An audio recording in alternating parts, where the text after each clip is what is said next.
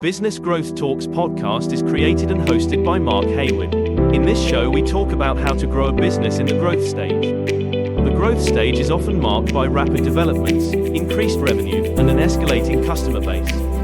In each episode, we talk to entrepreneurs and business owners who have grown businesses, and we cover topics like scaling processes, market expansion, financial management, human resource and talent development, and customer retention. If you are looking for actionable advice, tips, and techniques on how to grow, run and build your business, this is the podcast for you. Welcome to another episode of Business Growth Talks, the podcast where we deep dive into the strategies and stories behind successful business growth. Today we have a truly inspiring guest, Alan Lazaros.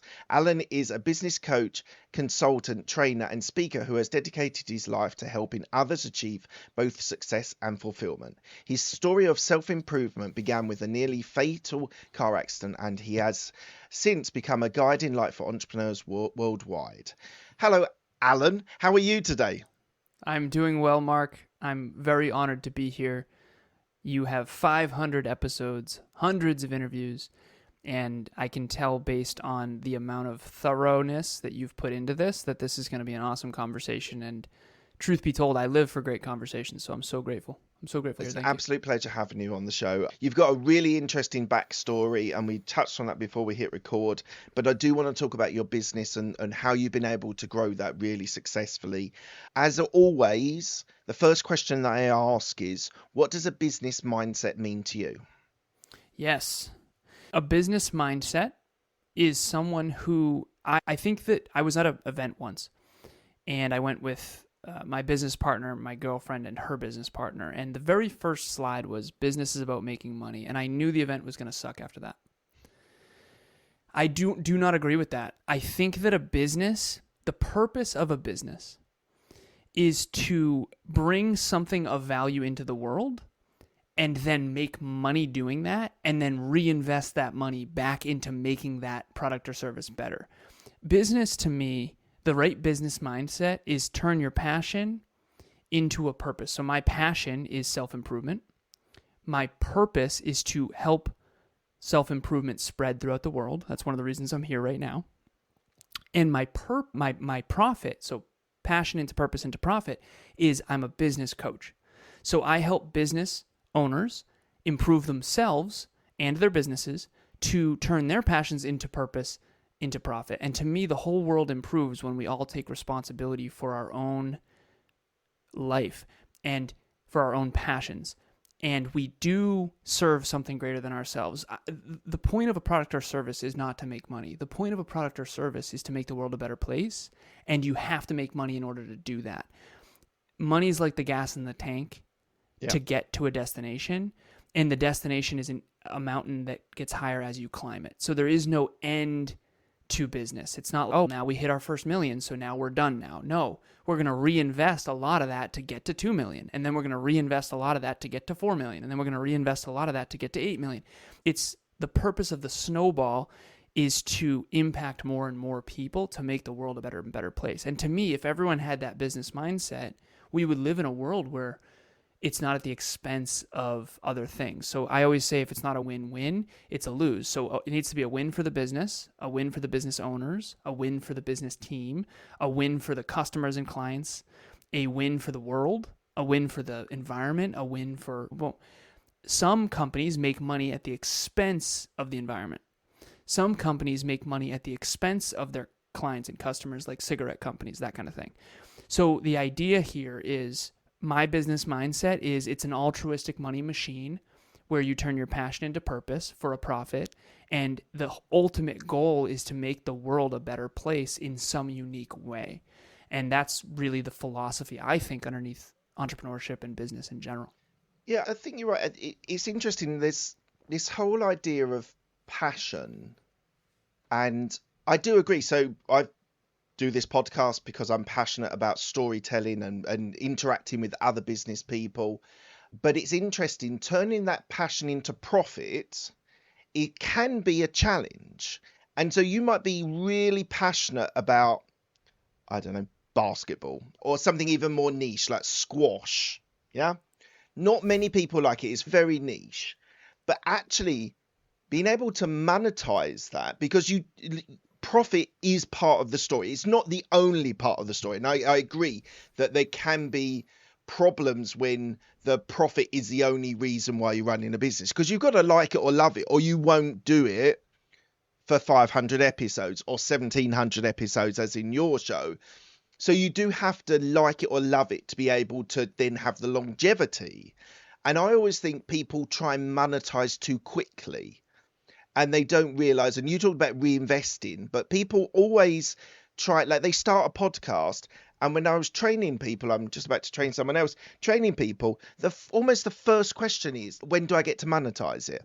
I'm like, you've got to wait. You've got to build an audience. You've got to build a community. You've got to understand the audience that you're communicating with. That takes 100 episodes to be able to do that. I do worry when people start businesses, and starting businesses is one of the most difficult things, I think. It's brilliant. It's an amazing experience. It's changed my lifestyle. But you do need to get to that monetization to be able to have the longevity to keep on doing it, to keep on building it. So I totally agree that it shouldn't be the first aim. You've got to love it or like it to actually get there. But a previous guest, my last guest, said the money's the rocket fuel to then be able to grow and be able to, and what we talk about on the show is about growing and scaling your business. What's your thoughts? So the whole monetizing as soon as possible thing is the problem, because if you go into business, and nowadays in the 21st century, there's 5.44, last time I looked it up, 5.44 billion people on the internet. And after COVID, there was 5 million podcasts. I think it's lower than that now. Most of them don't make it past, much lower now. So most of them don't make it past 21 episodes. Yeah. And so the staying power, I actually think business is a lot of staying power. I often joke and I say business is about certainty. There's a reason why building a brand matters. And there's a reason why every company has a specific brand. What is a brand? A brand is what people say about you and think about you when you're not there. A brand is real estate in your consciousness. So Next Level University is my brand. This show is your brand. There's a reason I always say this to my clients, my business coaching clients. I say, why, when you find an animal and you don't want to keep it, why don't you name it? Yeah. The reason you you make don't an name emotional it, attachment. Yeah, you make an emotional attachment. And once you name it, you're in trouble, because now you're going to love it, and now you're going to keep it, and now you're going to end up, we found one of our cats, her name's Tiger Lily, and I named her, and we literally found her on the side of the road, and we love her. She's so sweet. We have 2 cats and 1 dog, and I had to talk to my girlfriend, and I had to say, sweetheart, I need to know this isn't going to happen again, because we've got 3 businesses between the 2 of us, and we're young entrepreneurs. I'm 35, she's 29, and we're really trying to build right now to make sure when we do have children, we're not in a position where we have to work all day, every day. Yeah. And so, listen, no more pets for the next several years. I don't care how many cats are on the side of the road. So we had to have that conversation. But the point is once we named Tiger Lily, it was a thing, and it became a thing, and we fell in love and all that stuff. So I always say human beings are certainty driven. They always have been, and they always will be. When you're going to get a soft drink, you're going to buy Coca-Cola, not Sam's Cola, because no one knows who Sam is. Sam Walton, who started Walmart, and he started Sam's Club, and Sam's Cola. Everyone's going to choose 99% of the time. They're going to choose Coca-Cola because they have certainty that it's going to be good, and they have certainty of what it is.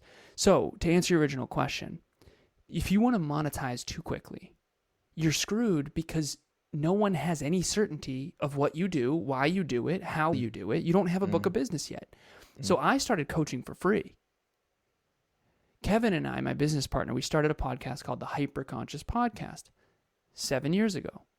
And we needed to monetize, and we decided to start coaching for free.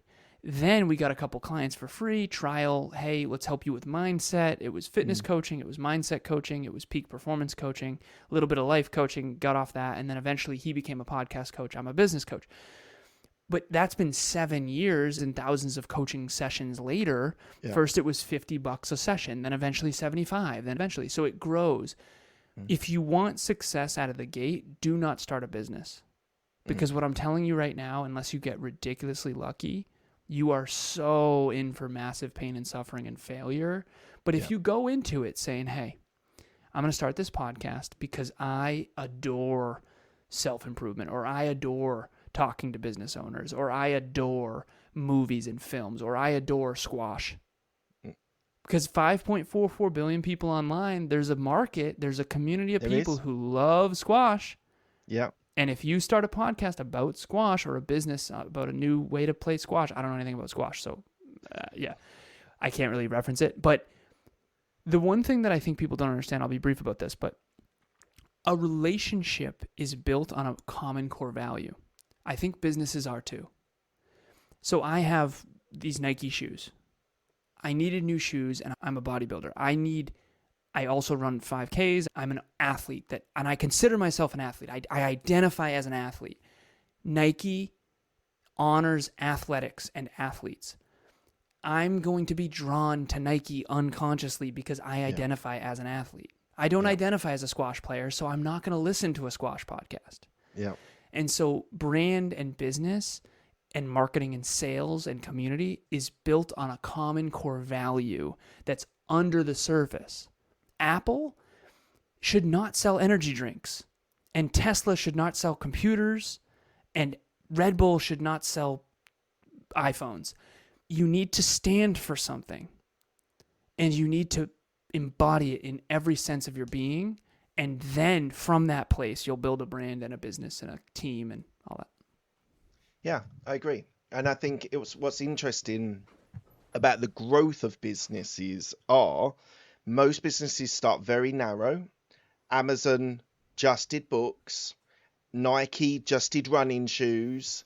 And as your business grows, there's more scope for you to be able to branch into other avenues. But that's because you have established a niche that you're servicing and you're providing value for, which means that you can expand to other things. It's very much on podcast advertising. I've listened to podcasts that have about athletic greens, AG1. Have you heard of AG1? It's a green juice that has everything you would need with all the nutrients, and it has all this. And I've listened to AG1. It was called Athletic Greens initially. It's called AG1 now. And I listened to podcasts, quite niche podcasts that they were advertising on. And then they got on to Tim Ferriss, and they got into the really big podcast shows. They now have got into radio, national radio in the UK, and national television advertising in the UK. And it's a very interesting, but at the start they were servicing people that wanted to get that nutritional hit to be able to make them feel brilliant at the start of the day and get them ready for their day. Some were athletes, some were just regular people that just needed a nutrition boost. We all need to start somewhere. We all need to start somewhere relatively niche and then be able to grow from there. And it's exactly the same story as you made about your coaching. You started doing coaching for free. You did your 10,000 hours, and then now you're being able to charge for people with a global team, and we'll come on to all those things. So I think it's absolutely important that people realize there is a lot of work before the money is coming in that you can use rocket fuel to be able to immensely grow your business. Thank you for sharing that. Now, I want to move on because this is something that's been part of my life, and I wanted to touch base about this. How did your father's death shape you and your perspective on life and personal development? We'll be back after a quick break. Hey, business enthusiasts, ready to boost your entrepreneurial journey? Tune in to the Growth Gear Podcast with Tim Jordan, presented by Carbon 6. Tim dives into cutting-edge business growth strategies and new brand insights. Whether you're a startup founder or a seasoned exec, gain the tools to elevate your business. Subscribe to the Growth Gear with Tim Jordan on your favorite podcast platform. Shift into high gear. The Growth Gear is your guide to fast-paced business success. It really changed my life a ton, obviously in the moment, but it also changed my life later, and I'll explain. When I was 2 years old, my father passed away in a car accident when he was 28. I had an older sister who was 6 and a mom who was 31. She was a stay-at-home mother. And then I had a stepfather from age 3 to 14. My real last name is actually McCorkle. Lazarus is a Greek last name. My whole life, there have been Greek people who come up to me and go, Lazarus? And I'm the only blonde-haired, blue-eyed. I don't have a hair on me. Greek people, Lazarus? Yes. What are we doing? I said, so my real last name is McCorkle. My father was John McCorkle, big Irish Catholic family. So I'm Irish, Polish, and German, and Scottish. And he was part of a big family of Jim, Joe, John, Jane, Joan, Jeanette. Oh, amazing. So 6 kids. My mom and pop had 6 kids. And so when he passed away, though, we were trying to be the Lazaruses. I took my stepdad's last name around age 6, I think, or 7. Fast forward, so we don't really associate with the McCorkles during that time. At 14, hardest year of my life, did not understand this at the time. In my 30s, I often joke, I say I'm hoping to hit puberty at 36. I still look very young. Not helpful in my business coaching career, by the way. It's who's this 12-year-old telling me how to grow and scale my business. But at the end of the day, I'm going to be 36 this year in November, and I'm 35, and so I'm still young, but I'm more experienced than I was. But at 14, in my 30s, I started doing therapy, and at 14, I've understood now in hindsight how bad this year was. Stepfather leaves. Haven't spoken to him or anyone from his side of the family. So Grandma Joan, Grandpa George, extended family, aunts, uncles, all that, none of them. Haven't spoken to a single one of them since. I did talk to my stepdad a little bit on Facebook Messenger, but I've never seen him since. That same year, my sister moves out with her older boyfriend, so it's just me and my mom. So my stepdad got the apartment building and the yacht. We got the house and the dog. And he took 90% of the income with him too, so that was a whole nother thing. On top of that, my mom gets in a fight with her sister, my Aunt Sandy, and my Aunt Sandy ostracizes us from that side of the family. So at 14 years old, I lost 3 families by the time I'm 14. Right. Because I don't associate with the McCorkles anymore, my birth father's side. Stepfather leaves, takes his entire extended family, and then, so 14, hardest year of my life, hands down. Did not understand this, and my trauma response to that, I now realize, was work harder, aim higher, get smarter. I got straight A's through high school. I got all the scholarships and financial aid I could. I went and got my computer engineering degree at one of the top technical schools in the world for $50,000 a year. It's like a mini MIT. It's called Worcester Polytechnic Institute. I'm actually doing some work with them now. And I got my MBA, and then I went into corporate, and 21st century computer engineer with an MBA, I just did really well. I worked for iRobots and SATA Technologies, which used to be Texas Instruments, all these different tech companies, and I rose the corporate ranks, for lack of better phrasing, and I ended up as a global 1% earner in my early 20s. I was making almost $200,000 a year, and my bills were super low. $500, I split rent, lived on a lake with my girlfriend. I didn't have a family or a mortgage, and I was broke through all of high school and college, so I didn't need much. I bought a 2004 Volkswagen Passat, and I'm answering your original question here. At 26, I paid off $84,000 worth of debt in a single year back in 2014.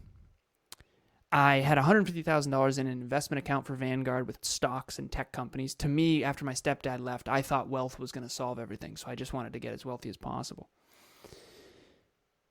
So I'm 26 years old.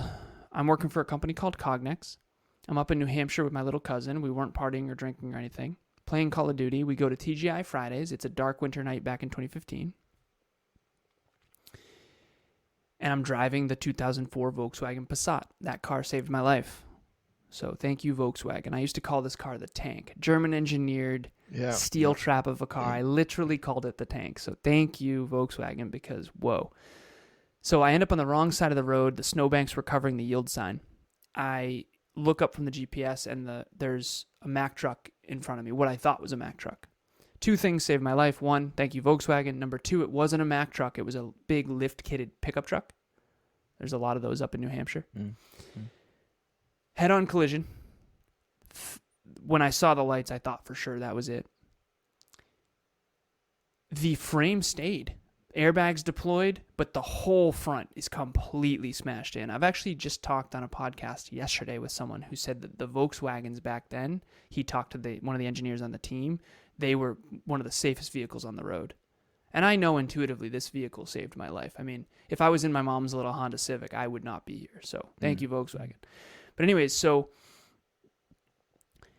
I end up okay. So I hurt my face in the airbag. He hurt his knee on the airbag, my little cousin. And that little cousin, it's a second cousin, is from the one person, his name's Jeff, my first cousin. He has a kid named Dan. That's the only person to this day that I've seen from my mother's side. Talk about the abandonment issues that I didn't realize until my 30s. Whoa, losing 3 families by the time you're 14, losing your father when you're 2. Whoa. So I'm okay physically. But my dad died in a car accident when he was 28. This is the second chance my dad never got.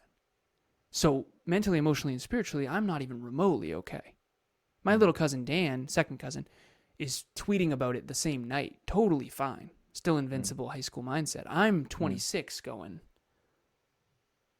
what if that was it? And so after that, everything shifted for me.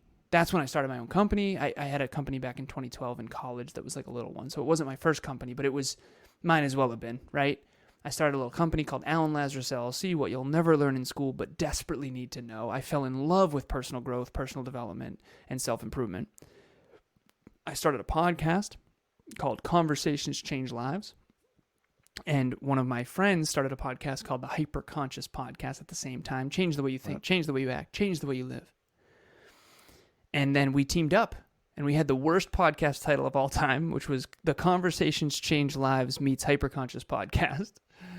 And then we eventually, 20 episodes in, we decided to go all in on the Hyper Conscious Podcast. That's still to this day the name of my business legally. And then we rebranded to Next Level University. Level up your health, wealth, life, and love. And now we're heard in 170 countries. We've got 1,750 episodes as of recently. We do an episode a day, average of 30 minutes a day. And it's all about holistic self-improvement. And now he's a podcast coach. We produce a bunch of podcasts and several of my own and his. And then I'm a business coach. And so my roster is now, you mentioned my 10,000 hours. I don't have 10,000 hours yet because I have it tracked. I have a 10,000 hour tracker literally in Google Sheets. Nice. And I'm at like 8,000 for podcasting, coaching, speaking, and training. And so I'm at like 8,000. And I've got 24 people on my roster as of yesterday. I lost one yesterday. And the youngest is 16. The oldest is 63. Everywhere from, hey, I want to start a YouTube channel. I'm 16 years old. His name's Micaiah. All the way to, I've been in business for decades. I'm already a multimillionaire, but I don't want to work 12-hour days anymore. And everything in between. And so that's really my story. And I forgot your original question, though. Doesn't matter, but let's just move on. Something you did mention, which I found on my research. You say life, love, health, and wealth. That's an almost impossible task to attack all of them at once.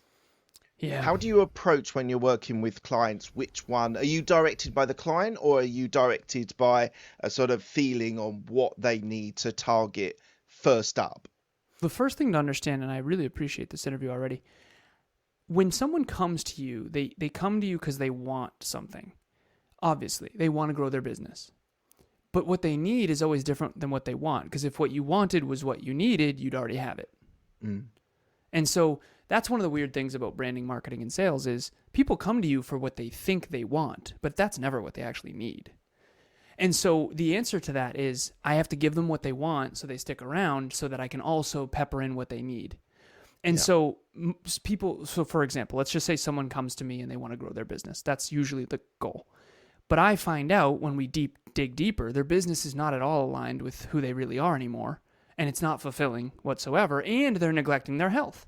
I was a fitness coach, fitness model, fitness competitor, and I used to do fitness coaching all the time, so I can tell.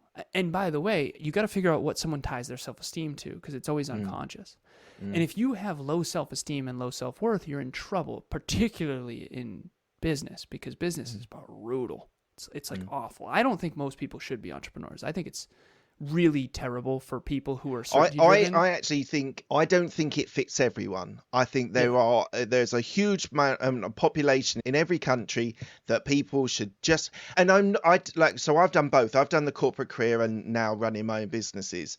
And I have people in the corporate career, they love the security. They love having the company around you. There is a misnomer that actually there is security, because in my 14 years, I went through 3 redundancy packages and people were let off. So that security that people think there isn't always there, but let's just put that to the side.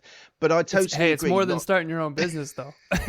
Well, no, Yeah. exactly. That's the big leap. And I think Yeah. some people, it's now cool to start your own business.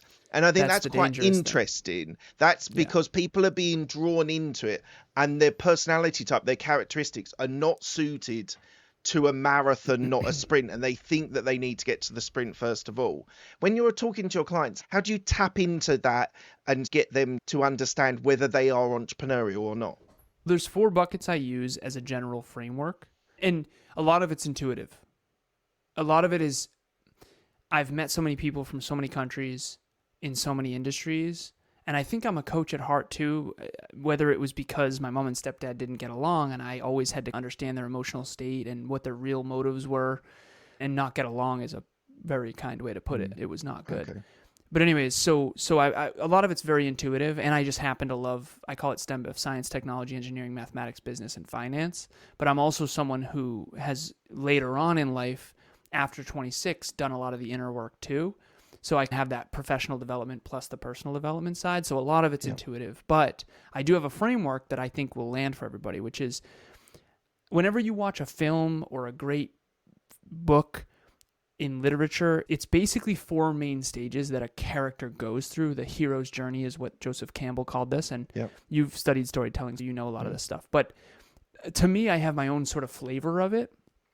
And I went through all 4 of these buckets myself. And now my job is to help everyone get to the 4th bucket. So the first bucket is being unsuccessful and unfulfilled. So when I was in my teens, I was deeply unfulfilled and unhappy. Understandable given the story I told you. And I was unsuccessful. I worked as a car kid and a busboy. I didn't make a lot of money. I was treated like crap, quite frankly. I remember one time I got burnt the biscuits, and I had them literally thrown at me in the kitchen, like that kind of thing. Just bullied. So unsuccessful and unfulfilled. I think that's where most of us start. We're unsuccessful and unfulfilled, and we have no idea why. We don't know ourselves. We don't know the world. We're just stuck in our own ignorance. We don't understand anything. And this was before Google, so I didn't know what the hell to do. I guess it was when Google was in its infancy, because Google's 25 years old. So when I was 10, Google was founded. So I remember the days when there was no personal development books. There was no Audible. There was no... You have encyclopedias and you look stuff up for answers. You go to the library with the Dewey Decimal System to get answers. It's a very different world now. But anyway, so how old am I, huh? So you're sitting there going, I'm older than you, so don't worry about it. You're fine. Don't worry about it. It's funny. So the first bucket is unsuccessful and unfulfilled. And I think most people are there. If I'm scared to say it, but I'm going to say it because I'm trying not to be such a social coward anymore. Most people are unsuccessful and unfulfilled. And it saddens me, but it's true. And I was there too. The next bucket is successful and unfulfilled. So in corporate, I was super successful, but I was not fulfilled. No way. Definitely not. Not in comparison to now. After my car accident, I flipped the script hard, and I went all the way past broke. I liquidated all my stocks. I got every book I could get my hands on. I bought courses, and I thought I had the answers, right? And I went past broke. I started my own business, and I went into debt. And I was super fulfilled. Fitness coach, fitness competitor, fitness model, achieving my dreams, happy, health, fit, and productive. Loving my life, genuinely. But unsuccessful. I was not successful. So I went from fulfilled and unsuccessful to successful as hell and unfulfilled to now I'm super fulfilled and I love who I am, but I'm not successful. How do I sustain this? And then the 4th bucket is the one that we all want to get to, which is I want my future to be an amplified version of what it already is. And that's the bucket I've finally gotten to 9 years after my car accident. And I think I got there last year, so I'd say 7 or 8 years after my car accident. But that's where I help people get to. And the only way I can help my clients, to answer your original question, is I need to figure out what bucket they're in and what bucket they think they're in.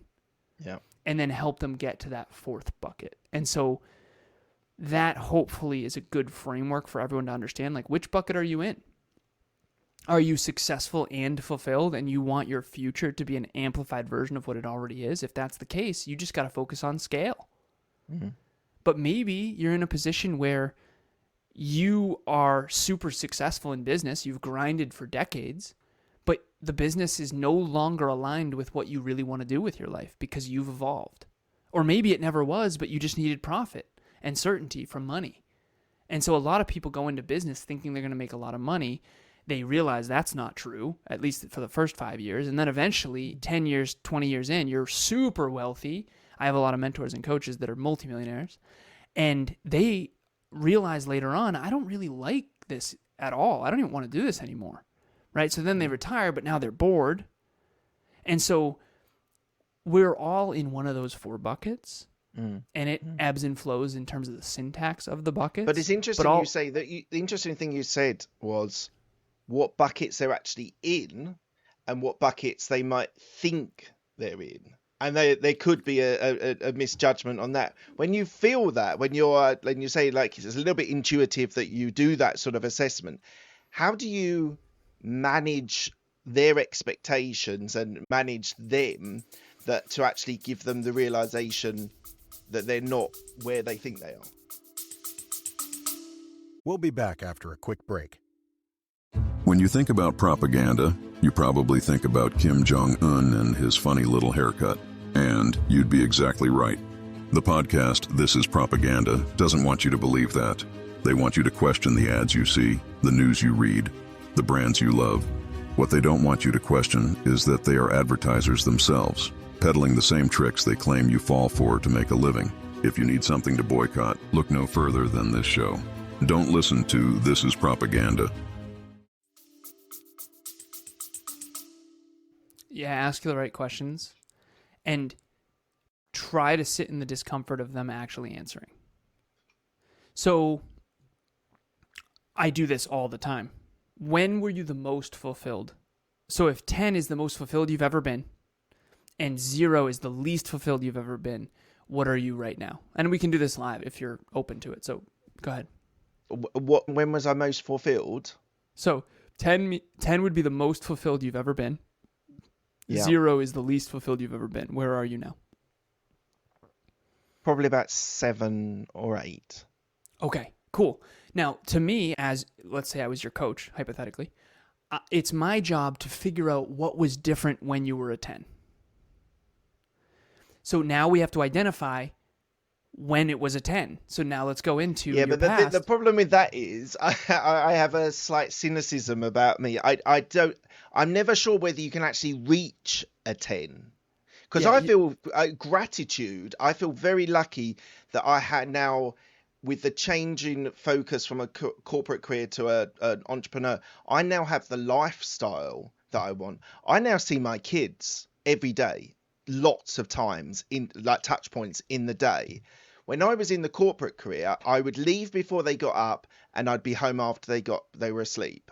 And so from a fulfillment point of view, and this is like you'll experience this when you do have kids, something flicks in your brain when it's like, actually having no relationship. And they were very young, so we've been able to build a very strong, good relationship with both my children. But I just think from a point of view of getting to a 10, I almost don't want to get to a 10, because then it's like, where do I go from here? It's always the next step. One of my biggest, we were having a little bit of a therapy sessions. One of my biggest problems is when I achieve something, I don't spend a lot of time on smelling the roses, as we say over here, like stopping, appreciating. And I would just go on to the next thing. Right. That's done. I enjoyed it. It was great, or whatever. It was very fulfilling. Now on to the next thing. And one of the things my wife has encouraged me, and a therapist that I spent some time with has encouraged me, is to actually stop at those occasions and just have a look around and see how lucky you are for what you've achieved, whether it's a personal goal, whether it's a professional goal, whether it's financially or spiritually or whatever it is. I do think that I don't think we ever get to a 10. It's like someone said to me about work-life balance. You never get it right. It's not a balance at all, because you're either prioritizing your family and your business, or your corporate career's not doing as well, or you prioritize the other one and then the other one suffers. So I never think that there is that optimal 10. I don't know. I don't think I've ever reached it, but I'm cynical whether there is a 10 out there. I think it's an infinite game. So you just described in game theory. So forgive me for I'm a computer engineer, constraint theory, game theory, all this different stuff. Yeah. In game theory, there's finite games and there's infinite games. And you realize, I actually think that your modalities of thinking are actually more sophisticated in some ways than what your therapist was suggesting there. Okay. So chess is a finite game. I played chess with my girlfriend last night. Becoming the best chess player I can be is an infinite game. And so there's no end. It's a mountain that gets higher as you climb it. And I think that you are someone who's an achiever, obviously, who enjoys the climb, which is exactly what fulfills you. And so people always say it's about the journey. Listen, it is about the journey, but the destination you choose in advance dictates the journey. Yes. If I'm going to drive 30 minutes south, that's very different than in my 20s when I drove from Boston to LA. The adventure that you embark on that is fulfilling of growth and meaning and purpose and calling is a byproduct of the destinations you choose, aka the goals. Because people say, if you're not going to be fulfilled when you get the goal, why set the goal? The point of the goal isn't to get the goal. That's okay. We spent 7 years trying to get to our first million. What? We're not done. If you're it's interesting. One of my guests I had on, he's an accountant by trade, but he's so much more. He's a coach. He's a phenomenal guy, Mark Willis. And he said to me, when it comes to business, it's a stepping stone. So you're aiming for your first profit or revenue of 500,000, and then you go to 1 million, and then you go to 2 million. And he said, it's all a new experience, because if you haven't ever made 1 million before, you don't know what it's like to make 1 million. So the challenge is to get to the stage where you can have 1 million. And then your challenge is to get to 2 million, and you've never been to 2 million before. So it's always the challenge of getting to 2 million. And he actually said, don't go to 3, go to 5. So you go to 5 million. Nice. It's the challenge. You've never experienced it before. Everything changes. You move from generalists, where everyone sort of pitches in at the startup level, and then you move to where you need specific people for specific tasks, a finance guy, a marketing guy, whatever. So every step of the stage is always a new experience that you're developing. And he said, like, it is a very cliche thing now to say it's the journey, not the destination. And I do agree with you. The aim is important, because the aim is actually when you check out. Because if the aim of your business is to get to a certain level and you reach that level, then you've got to think. And if you don't have aspirations to be an empire builder like Jeff Bezos or Mark Zuckerberg, who started from a startup and now run a corporate, if your expectation is not that, then actually that might be the point to check out and sell the business. Yeah, it's possible. And actually start again. If you love starting businesses, then you start again. But you've now got the experience of being able to get your business to 10 million, 100 million, whatever it is that you've achieved. So I always think that these stepping stones, you are absolutely right. The destination is very important.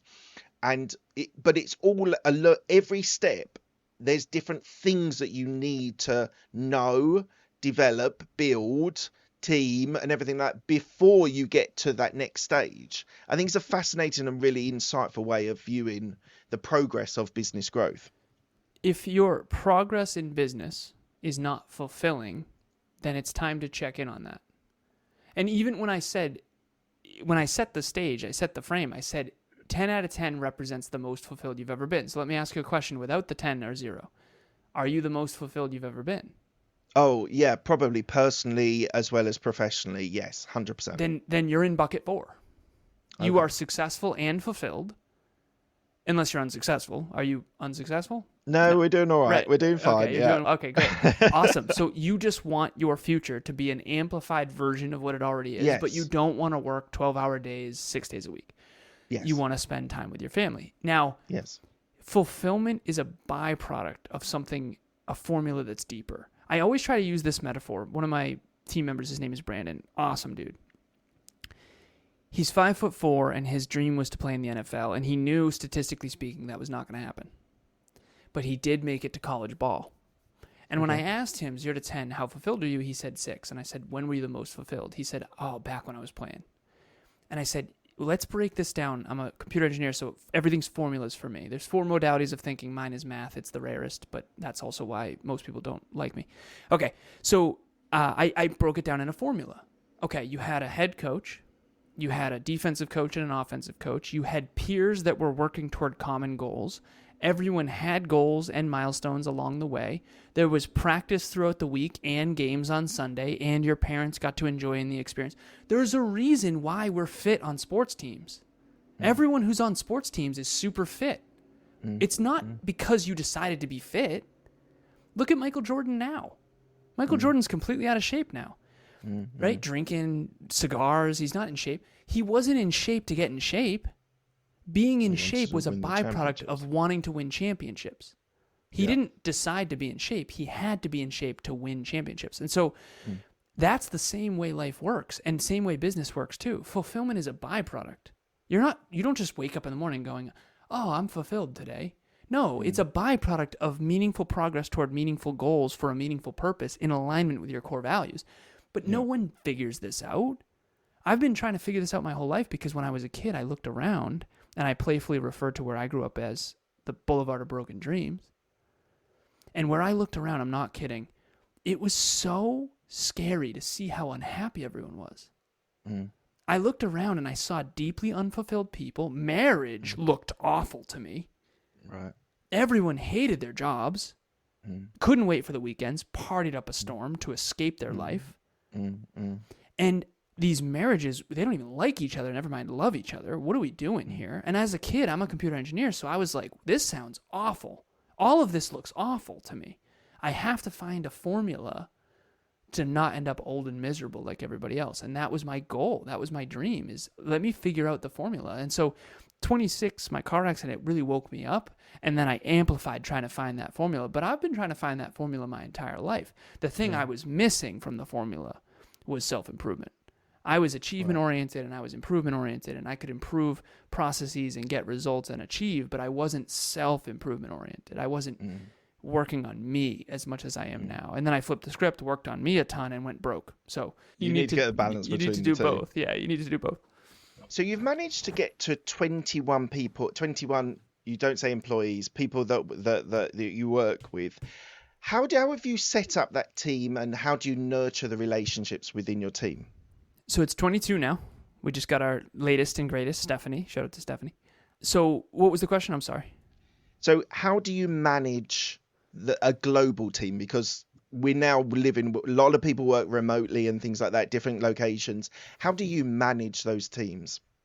So we don't have a headquarters. There are team members I've been working with for, Laura, I think I've been working with for 4 or 5 years. I've never even met her in person. She's from Spain. We have a bunch in the Philippines, Spain, a bunch in Canada, several in the US, one from Pakistan.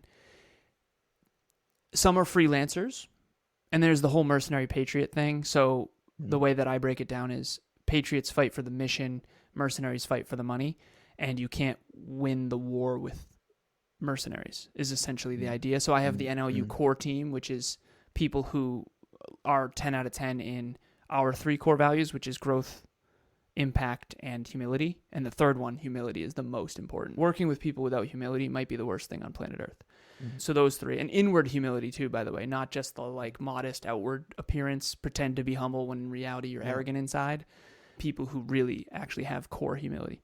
But anyways, so the NLU core team is 12 people, I think, as of now, including Stephanie, and then the rest are freelancers, contract work.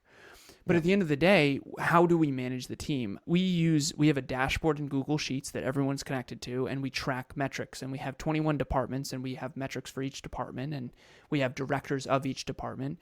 And it's like 21 trains all aligned in the same mission, like a book club.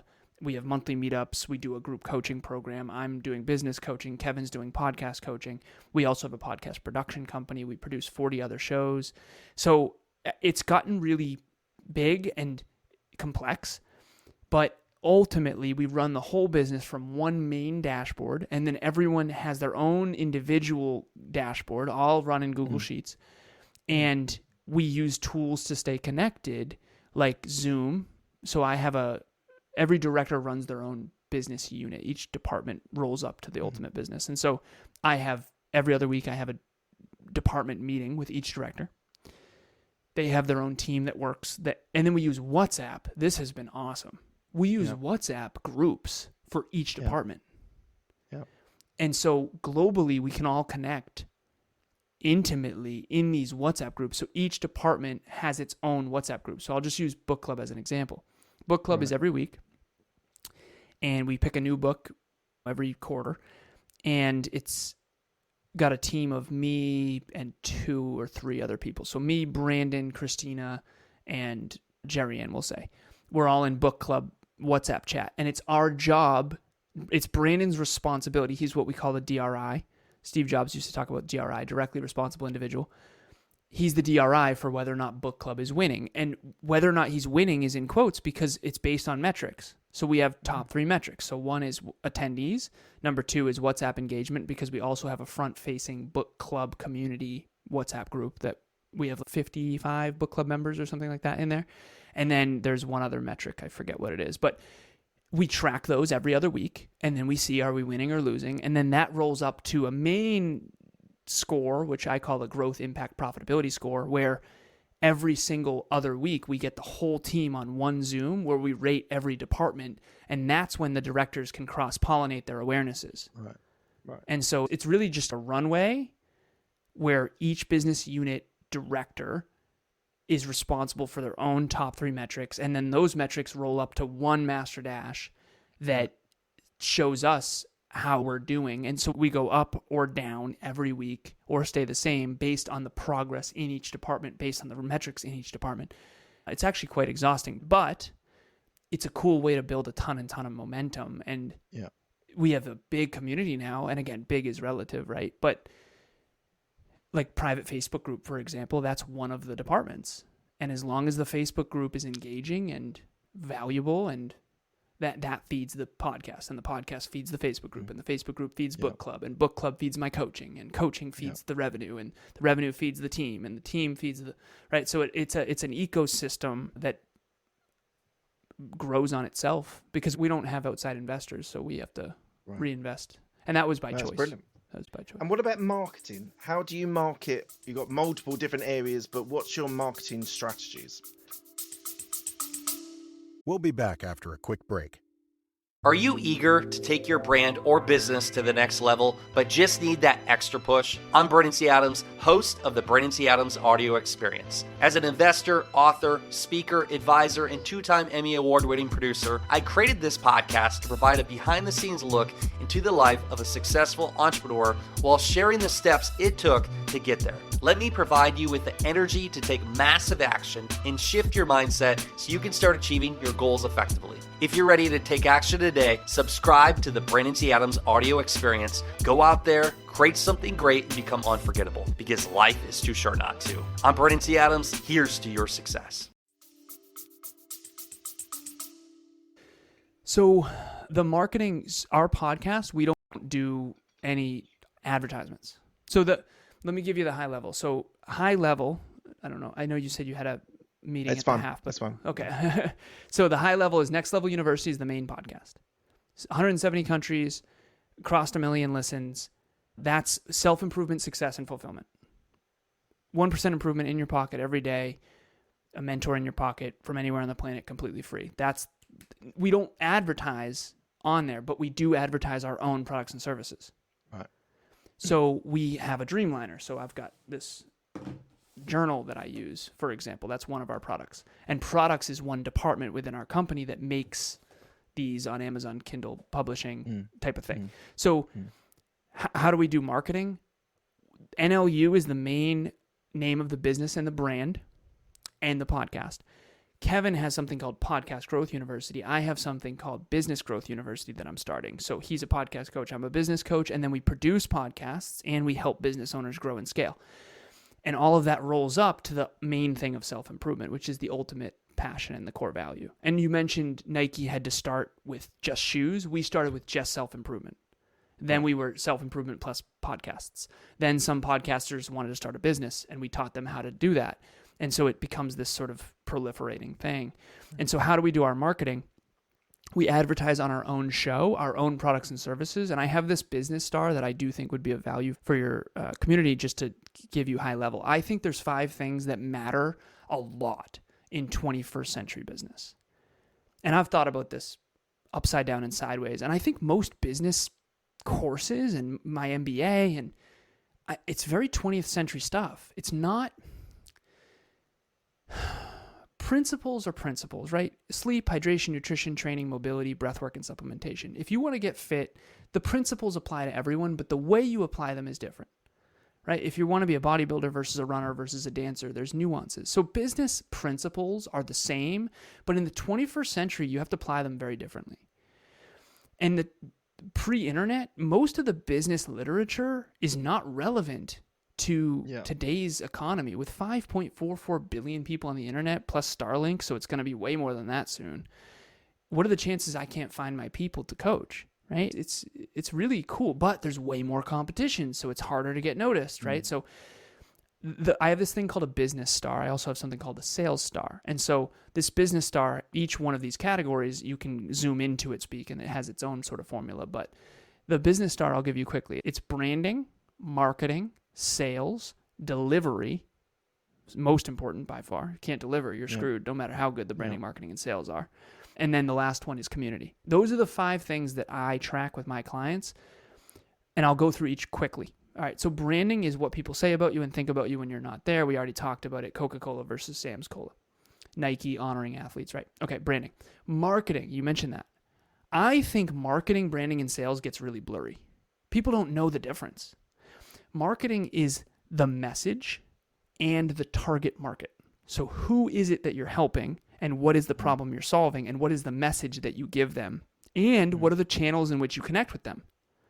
So for us, 80% of our success came from Facebook. That's where we connect with our people. Women who struggle with courage, clarity, and confidence, who want more fulfillment and success, who really feel stuck and low self-worth. We didn't know. We thought we were a couple bodybuilder bros. We thought we were going to be coaching men. But our listeners are 90% women. So who knew, right? But so branding and marketing and sales. So branding is what people say about you and think about you when you're not there. Marketing is what's your message, who's your target market, and then what are the channels in which you connect with them consistently. So for us, it's Instagram, Facebook, WhatsApp, LinkedIn a little bit, but not really, to be honest with you. And then sales is connecting with meaningful conversations with meaningful people that are in your target market and actually having one-on-one conversations via DM, via email, via phone, via Zoom, that kind of thing. WhatsApp's been really helpful. Okay, so branding, marketing, sales. And then sales, you have to sell something that you actually can deliver on. In my opinion, in the 21st century, particularly with the whole entrepreneurship becoming cool, people can't deliver because a lot of people are inconsistent. One of the reasons you're so rare in podcasting is because you're consistent. A lot of people can brand, market, and sell and package on social media. I mean, I've met these people. They're way better at looking good than they are at being good. We're the opposite. I don't think we look good at all. We're good at what we do, though, and we never miss.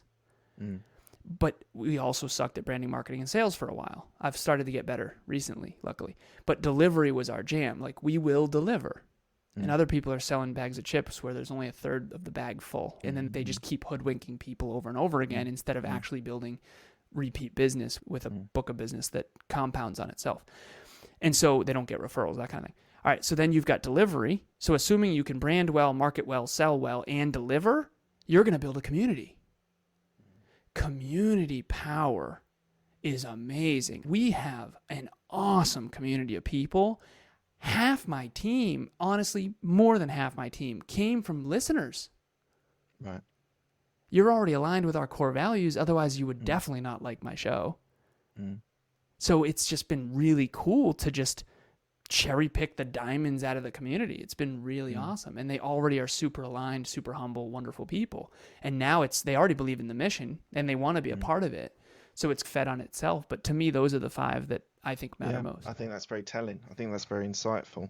Look, we're coming to the end of the interview. I ask the same 6 questions to all of my guests. They're quick-fire questions. They don't need a quick-fire answer. The first question is, what's the best decision that you've made? The best decision. What just came up by being playful? Leaving my ex-girlfriend. Leaving my ex-girlfriend. Going to WPI. I will say that. Going to Worcester Polytechnic Institute was the best decision I ever made. Yeah. What's the best piece of advice you've been given? One of my mentors said, Alan, in relationships, don't do anything that feels too unnatural. And what he was trying to say is, if you feel like you can't be you, right, the real you, it's never going to be able to sustain. And I've made that mistake 1,000 times. It's probably my life's deepest pain, to be completely honest.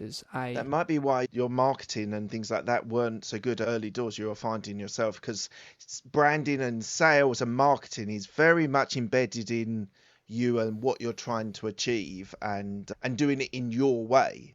See, what way works for me when I'm doing, I don't know, LinkedIn posts. I do a lot of LinkedIn posts, and it took me a long time to get to the point where I could be vulnerable on a post.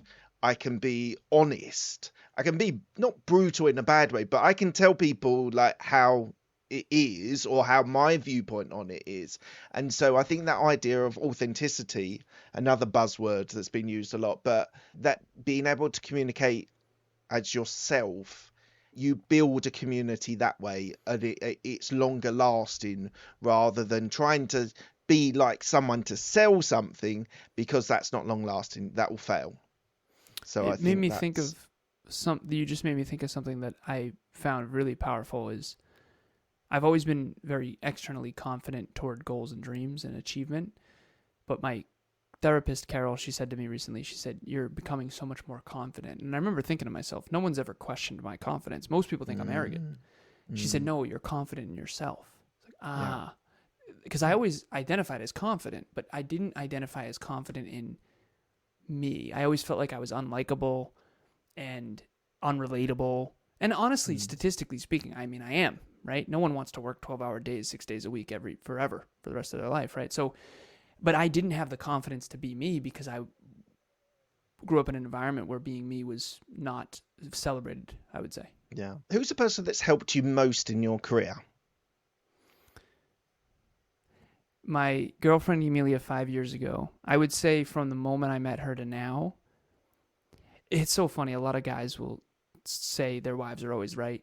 And she's not my wife yet, but we're intending. I'm not kidding. From a statistical, analytical, computer engineering mind, like, she's always right. And I do not say that lightly. I'm talking like always. So she's helped me lean into who I am. I wouldn't even have a therapist if it wasn't for her. She's the one who helped me understand the value, because she had been doing therapy since she was 12. And for anyone who does, I said, guys can't even ask for directions, never mind get a therapist. Statistically speaking, most men don't have therapists, and pretty much all of them need one, myself included. But you only know that after the fact. And now it's obvious when men don't. Like, it's very clear that you have done some.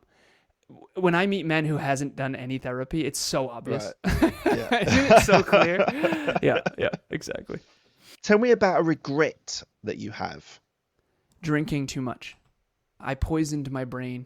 There's a lot of really good TED Talks about Daniel Amen has a lot of brain scans of alcoholics and Alzheimer's and all kinds of different stuff. And I used to drink so much and too often. And I grew up in an environment where alcohol was very pervasive. It was just everyone drinks. And then do you drink now at all? You've given up completely? Yeah, completely. Yeah, I haven't drank in at least 5 years. I used to count the days.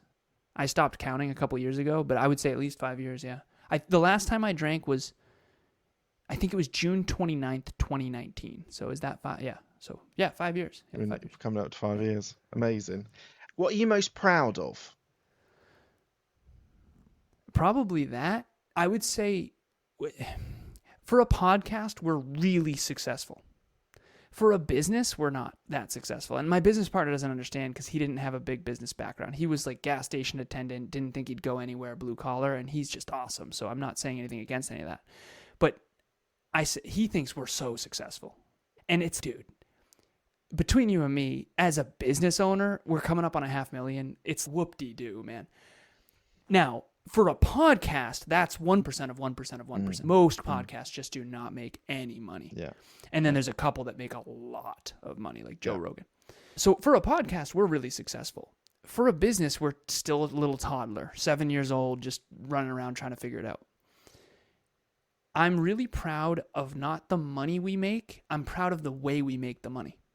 Right. I'm really proud that we really do help so many people all throughout the world. And we really are spreading self-improvement, holistic self-improvement, health, wealth, life, and love through so many human beings. I mean, we touch the lives of a lot of people.